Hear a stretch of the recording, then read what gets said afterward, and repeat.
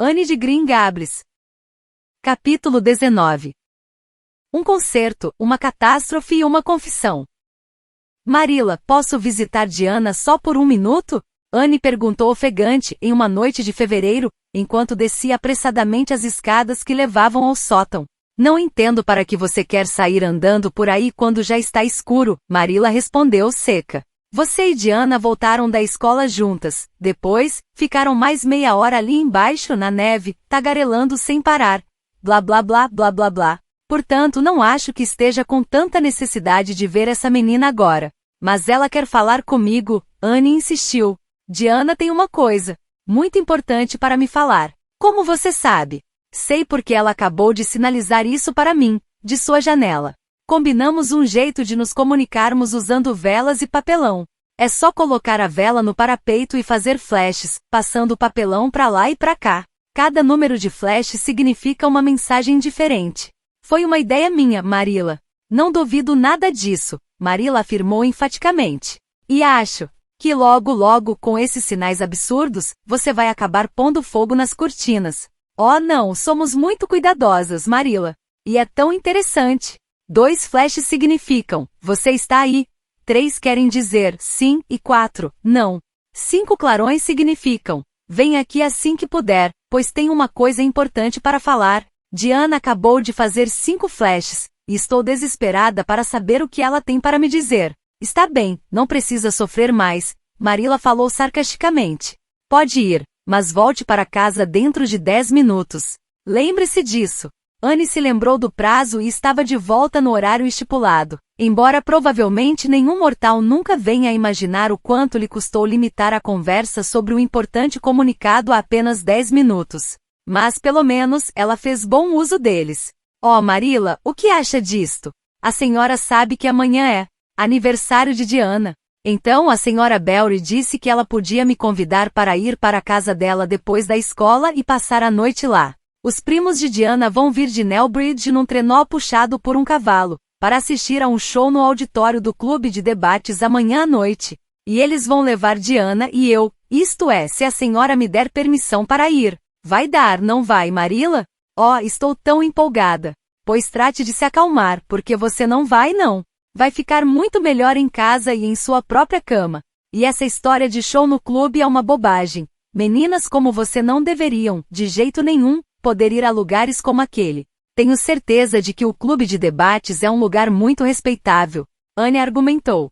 Não estou dizendo que não é, mas você não vai começar agora a frequentar concertos e ficar a noite inteira fora de casa.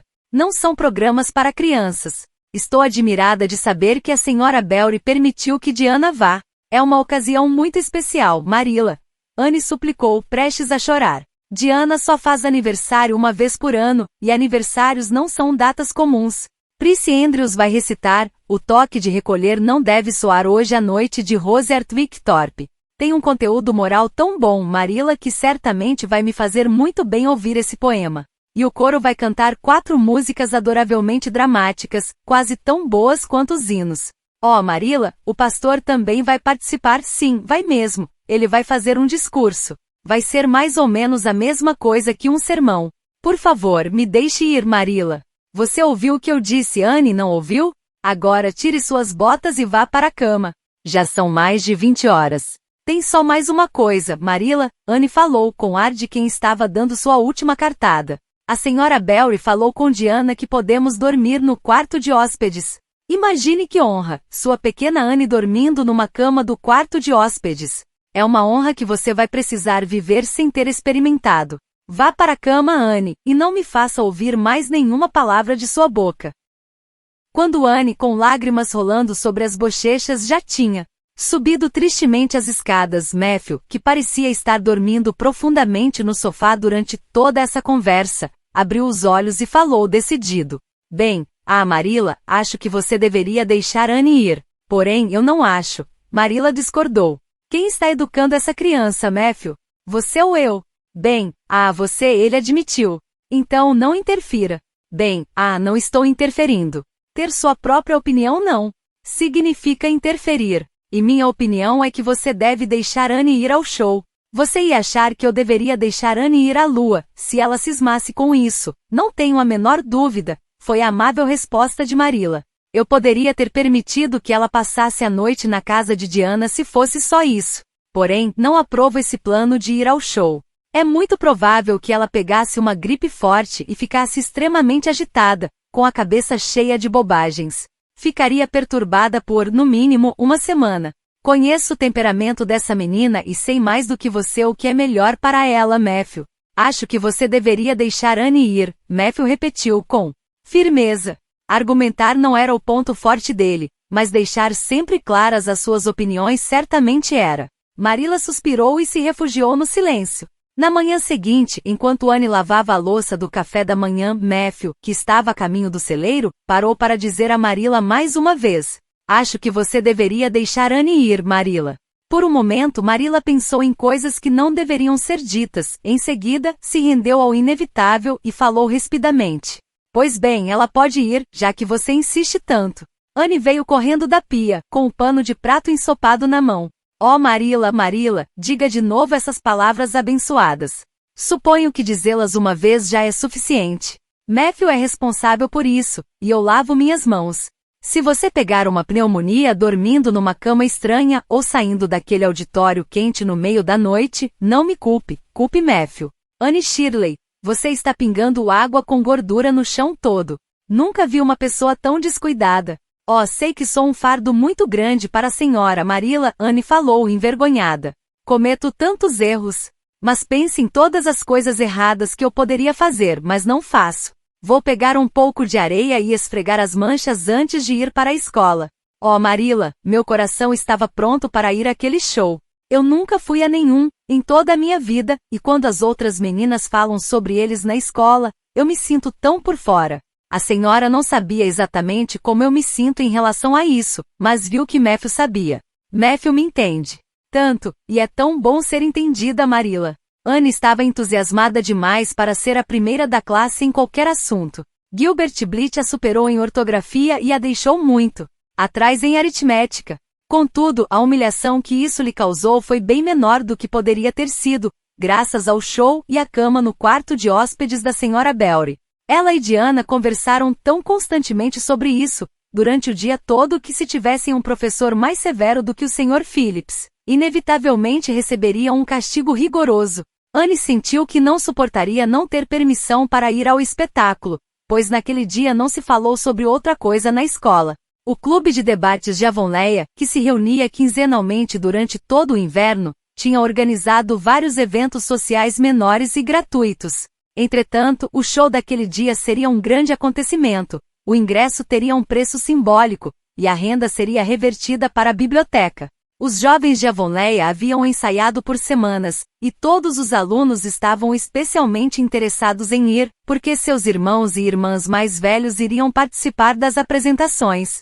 Todas as pessoas da escola que tinham mais de 9 anos de idade estavam ansiosas para chegar à hora do espetáculo, exceto Carrie Sloane, cujo pai compartilhava da mesma opinião de Marilla sobre meninas irem a shows noturnos. Carrie chorou a tarde inteira sobre seu livro de gramática, e achou que não valia a pena viver. Para Anne, a diversão teve início no final das aulas e foi aumentando progressivamente até chegar a seu auge durante o show propriamente dito. Primeiro, elas tomaram um chá perfeitamente elegante e em seguida, veio a deliciosa ocupação de se aprontarem no pequeno quarto de Diana, no andar de cima. Diana fez em Anne um penteado no estilo pompador, que tinha um topete volumoso, e Anne, por sua vez, usando sua grande habilidade, fez um belo laço acima da testa de Diana. Depois, as duas experimentaram pelo menos meia dúzia de maneiras diferentes de arrumar o cabelo que tinha ficado solto atrás da cabeça. Por fim ficaram prontas, ambas com as bochechas vermelhas e os olhos brilhando de entusiasmo. É verdade que Anne não pôde evitar uma pontada de angústia quando comparou seu simples gorro preto de lã e seu casaco cinza, feito em casa disforme com mangas apertadas, com o elegante gorro de pele e a pequena e moderna jaqueta de Diana. Porém, logo se lembrou de que possuía muita imaginação e que podia usá-la nesse caso também. Em seguida, os primos de Diana da família Murray de Nellbridge chegaram, e todos se acomodaram no grande trenó de um só cavalo, entre os chapéus e as capas de pele. Anne se deliciou no caminho para o clube, deslizando sobre estradas suaves como cetim, e vendo a neve afundar sob os esquis do veículo. O pôr do sol estava magnífico, e as colinas cobertas de neve, somadas à água de tom azul profundo do Golfo de St. Lawrence, pareciam o contorno de um imenso recipiente de madreperola e safira, transbordando vinho e fogo. O tilintar de sinos de trenós e risadas distantes que pareciam expressar a alegria dos duendes da floresta, vinham de todas as direções. Oh, Diana, Anne sussurrou, apertando a mão enluvada da amiga sob a capa de pele. Não parece que é tudo um sonho lindo? Minha aparência é a mesma de costume? Estou me sentindo tão diferente que isso deve estar transparecendo em meu semblante. Você está muito bem, respondeu Diana, que tendo acabado de receber um elogio de um de seus primos, sentiu que deveria passá-lo adiante. Está com um semblante lindo. A programação daquela noite provocou uma sequência de emoções em pelo menos uma pessoa da plateia, e como Anne assegurou a Diana, cada emoção era ainda mais intensa do que a anterior. Quando Prissy Andrews, usando um vestido novo de seda cor-de-rosa, um colar de pérolas sobre a pele suave e clara do pescoço e cravos naturais no cabelo. Circulavam rumores de que o professor tinha ido até a cidade, com o único objetivo de encomendá-los para ela. Recitou o verso, enquanto ela subia a escada empoeirada, sobre a qual não pousava sequer um raio de luz do poema. O toque de recolher não deve soar hoje à noite. Anne estremeceu, profundamente comovida. Quando o coro cantou muito acima das delicadas margaridas, Anne contemplou o teto como se houvesse anjos pintados ali. Enquanto Sans Sloane explicava como Sockery preparou uma galinha para chocar, Anne riu tanto que as pessoas próximas riram também, mais por solidariedade a ela do que por diversão, pois essa história cômica já era bastante conhecida por todos, até mesmo em Avonlea. E quando o Sr. Phillips declamou, olhando para Prissy Andrews ao final de cada sentença, o discurso de Marco Antônio diante do cadáver de Júlio César, Anne sentiu que seria capaz de iniciar um motim naquele local e naquele momento, se um único romano tomasse a iniciativa. Só o número do show foi incapaz de despertar seu interesse. Quando Gilbert Blythe começou a recitar Bingen do Reno, Anne pegou um livro da biblioteca de Rhoda Murray, e ficou lendo até ele terminar. Em seguida, permaneceu rigidamente imóvel, enquanto Diana batia palmas até suas mãos formigarem. Eram 23 horas quando elas entraram na casa de Diana. Estavam plenamente satisfeitas, mas ainda ansiosas por sentir o doce prazer de comentar tudo o que aconteceu naquela noite. Tudo indicava que todos dormiam, pois a casa estava escura e silenciosa. Anne e Diana foram pé ante pé até a saleta, um cômodo comprido e estreito, que dava acesso ao quarto de hóspedes. Estava agradavelmente aquecido e levemente iluminado por brasas que restaram de um fogo na lareira. Vamos trocar de roupa aqui? Diana sugeriu. Está tão gostoso e quentinho, não foi uma noite maravilhosa? Anne sussurrou extasiada. Deve ser esplêndido subir ao palco e recitar. Você acha que algum dia nós vamos ser convidadas para fazer isso, Diana? Claro que sim, qualquer dia desses. Eles sempre querem os alunos mais velhos para isso. Gilbert Blythe é sempre convidado, e ele é apenas 2 anos mais velho do que nós. Oh, Anne, como você pôde fingir que não estava ouvindo o que Gil dizia? Quando ele declamou o verso, e existe outra que não é uma irmã. Olhou diretamente para você. Diana, Anne falou dignamente, você é minha amiga do peito, mas não posso admitir que nem mesmo você me fale sobre aquela pessoa. Está pronta para ir para a cama? Vamos apostar uma corrida e ver quem chega lá primeiro? A sugestão encantou Diana, e as 2 pequenas figuras vestidas de branco atravessaram correndo longo cômodo, rumo à porta do quarto de hóspedes, e caíram juntas sobre a cama. Então alguma coisa se moveu debaixo delas, houve um grande susto, e logo após, um grito. Misericórdia! Anne e Diana nunca conseguiram descrever exatamente como saíram daquela cama e daquele quarto. Só sabiam afirmar que depois de uma corrida frenética, as 2 se viram subindo a escada nas pontas dos pés e tremendo muito. Oh, quem foi? Ou o que foi isso? Anne sussurrou com os dentes batendo de frio e medo. Era a tia Josefine, Diana respondeu, sufocando o riso. Oh, Anne, não sei como, nem porquê, mas era a tia Josefine. Oh, tenho certeza de que ela está furiosa. E isso é terrível. É realmente terrível. Mas, Anne, você alguma vez já viu uma coisa tão engraçada? Quem é sua tia Josefine? É tia de papai, e mora em Charlottetown. Está bem velha, já tem 70 e alguns anos. Anne, tenho a impressão de que em toda a sua vida, ela nunca foi uma menina. Nós sabíamos que ela vinha nos visitar, mas não achamos que chegaria tão cedo. Tia Josefine é extremamente recatada e conservadora, e vai nos repreender horrivelmente por causa disso, não tenho a menor dúvida. Bem, vamos ter de dormir com Minnie May, e você não imagina o quanto ela chuta, Anne. A senhorita Josefine Belry não apareceu para tomar o café na manhã seguinte. Porém, a senhora Belry sorriu gentilmente para as duas meninas. Vocês se divertiram bastante ontem à noite? Tentei ficar acordada até regressarem, porque queria avisar que tia Josefine tinha chegado e que vocês, por causa disso, iam ter de dormir no andar de cima, mas eu estava tão cansada que adormeci. Espero que não tenham incomodado sua tia, Diana. Diana manteve um discreto silêncio, mas ela e Anne trocaram sorrisos furtivos de culpa e diversão ao mesmo tempo. Depois do café da manhã, Anne voltou apressadamente para casa e lá permaneceu em feliz ignorância a respeito do distúrbio que estava acontecendo na casa da família Belry, até o fim da tarde, quando foi à casa da senhora Lynde em uma missão para Marilla. Quer dizer então que você e Diana quase mataram de susto a pobre velha, a senhorita Belry, ontem à noite? Disse a senhora Lynde severa, mas com uma piscada de olho. A senhora Belry esteve aqui preocupada com isso. A velha senhorita Belry levantou de péssimo humor hoje de manhã. E o temperamento de Josefine Belry não é brincadeira, posso lhe assegurar. Não está nem falando com Diana. Não foi culpa de Diana, Anne falou pesarosa. Foi minha. Fui eu que sugeri uma corrida para ver quem pulava na cama primeiro. Eu sabia. Exclamou a senhora Lynde, com o entusiasmo de quem sempre adivinha tudo. Sabia que essa ideia tinha saído de sua cabeça. Bem, causou um grande problema, essa é a verdade. Belry veio para passar um mês aqui, mas já disse que não fica nem mais um dia. Vai voltar direto para a cidade amanhã, mesmo sendo domingo. Teria ido hoje se houvesse alguém para levá-la. E tinha prometido pagar 3 meses de aula de música para Diana, mas agora está determinada a não fazer nada por uma menina tão levada. Suponho que aquela família passou por maus momentos hoje de manhã. Eles devem estar arrasados. A velha senhorita Belry é rica e, portanto, eles gostariam de manter boas relações com ela. A senhora Belry nunca me disse isso, claro, mas conheço a natureza humana, conheço muito bem. Sou uma menina tão azarada, Anne lamentou. Estou sempre me metendo em encrencas e envolvendo nelas meus melhores amigos, pessoas por quem eu daria minha vida. Pode me explicar por que isso acontece, senhora Lynde? É porque você é muito desatenta e impulsiva, Anne. Essa é a verdade. Nunca para pensar. Você diz e faz o que vem à sua cabeça, seja lá o que for, sem um momento sequer de reflexão. Mas isso é o melhor de tudo, Anne protestou.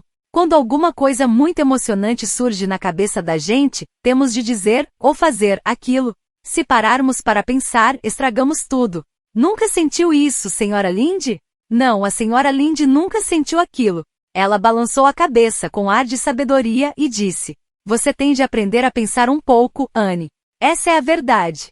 O provérbio inglês com o qual você precisa se orientar é: olhe bem, antes de saltar, especialmente se for saltar sobre camas de quartos de hóspedes. A senhora Lynde riu à vontade de sua própria piada, mas Anne permaneceu pensativa.